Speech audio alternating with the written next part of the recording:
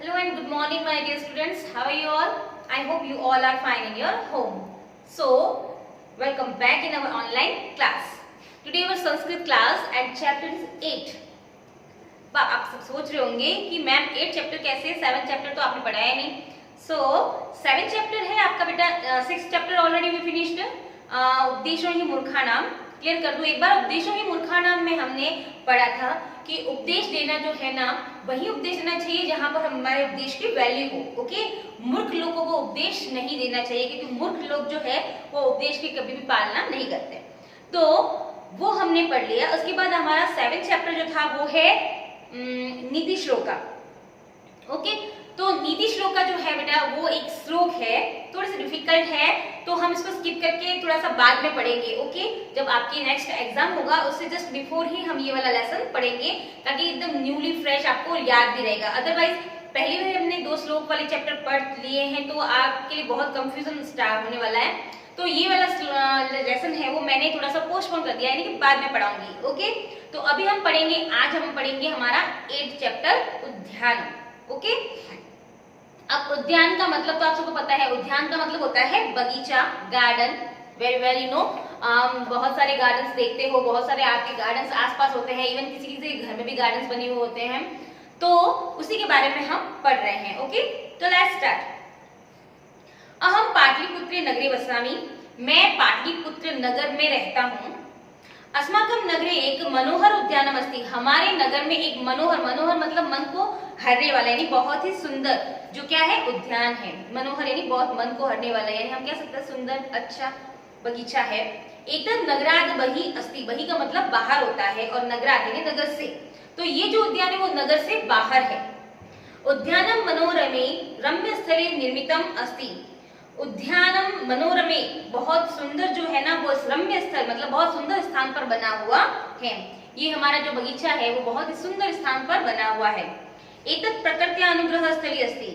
इसे हम प्रकृति के अनुग्रह स्थली भी कह सकते हैं. अनुग्रह का मतलब होता है पालन करने वाला. ठीक है, तो प्रकृति जो होती है ना बहुत नेचुरल चीजें होती है, सब प्रकृति के अंदर आप अच्छे से जानते हो. तो जो गार्डन है ना, जब गार्डन में हम जाते हैं तो हमें कैसा फील होता है जैसे कि हम प्रकृति की गोद में आ गए हो. कुछ भी आर्टिफिशियल नहीं लगता, सब कुछ ओरिजिनल और सब कुछ नेचुरल होता है वहां पर. तो जो वो गार्डन जो है वो प्रकृति के अनुग्रह मतलब अनुग्रह करने वाला स्थान हमको लगता है. अस्मिन् उद्याने अनेके वृक्षा सन्ति. हमारे इस उद्यान में बहुत सारे वृक्ष हैं. अनेके मतलब बहुत सारे. अत्र वृक्षाणां छाया शीतला भवति. यहाँ के वृक्षों की छाया शीतला यानी बहुत ठंडी है, बहुत अच्छी और ठंडी है.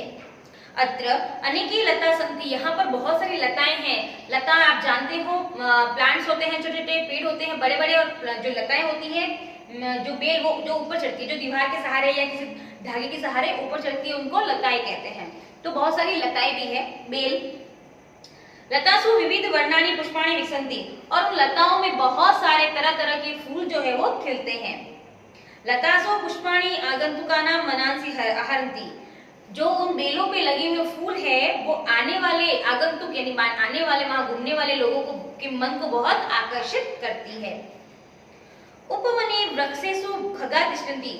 इस उपवन के वृक्षों पर खगा तिष्ठन्ति यानी पक्षी बैठते हैं. कलरवम कुर्वन्ति. कलरव करते हैं. कलरव का मतलब चहचहाना.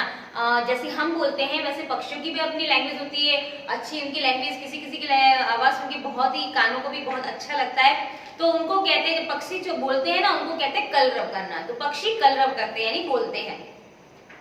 खगा वृक्षाणां फलानि खादन्ति. और जो पक्षी है वो उस वृक्ष के फलों को खाते हैं. पिका मधुर स्वरेण पूजन्ति. पिका का मतलब कोयल. कोयल बहुत ही मधुर मीठे स्वर में गाती है. मयूरा यत्र तत्र नृत्यन्ति. मोर जो है वो यहाँ वहां नाचते हैं. मधुमक्षिणां पुष्पेषु उपविशन्ति. मधुमक्षिका का मतलब होता है मधुमक्खियां. तो मधुमक्खियां जो है वो फूलों पर बैठती है.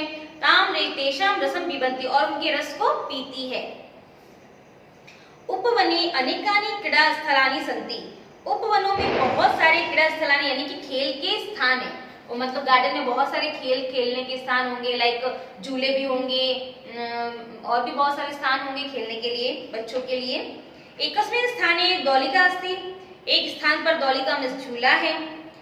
दौला दौलयन्ति. और झूला झूलते हैं. सॉरी हाँ, बालिका दौला दौलत यानी बालिका यानी लड़कियां झूला झूलती हैं। ताम सविशेषम प्रसन्नताम अनुभवंती, और फिर वे बहुत सारी खुशी मतलब बहुत खुश होती है, प्रसन्नता का अनुभव करती है, यानी झूला झूल के लड़कियां क्या होती है, खुश होती है। अन्य बाल्या दोला रूढ़ा बालिका पश्यन्ति मोदते च, और अन्य बालिका जो झूले में जो बालिकाएं झूल रही होती है उनको देखकर खुश होती है। उपवने एक सरोवर मस्ती, अब गार्डन में क्या है, सरोवर का मतलब होता है तालाब, तो गार्डन में तालाब भी है। अस्य जले पंकजानि विसंति, और उसके जल में, सरोवर के जल में क्या खिले हुए हैं, कमल खिले हुए हैं।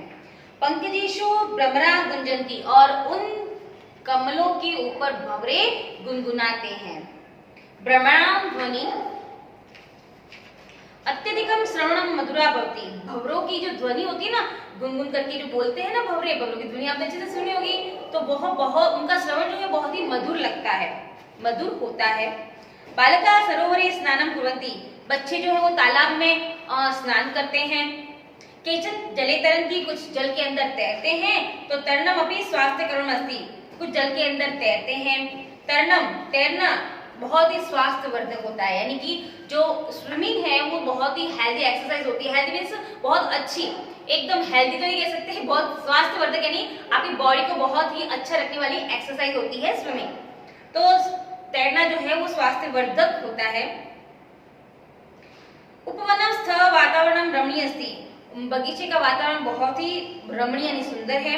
अत्र आगत्य जना शांति लभन्ते, यहाँ आकर लोग शांति का अनुभव करते हैं।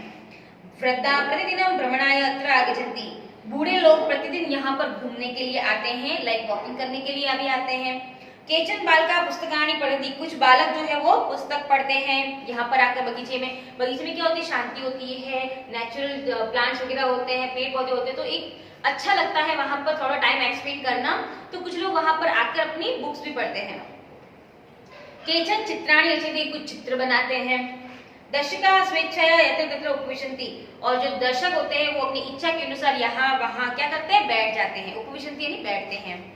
वस्तुतः उपवनम रमणीय अस्ति, कुल मिलाकर कहना ये है कि जो उपवन यानी बगीचा हुआ है वो बहुत ही सुंदर है। ओके, इसी के साथ आपका ये 8 चैप्टर का ट्रांसलेशन तो फिनिश हो गया।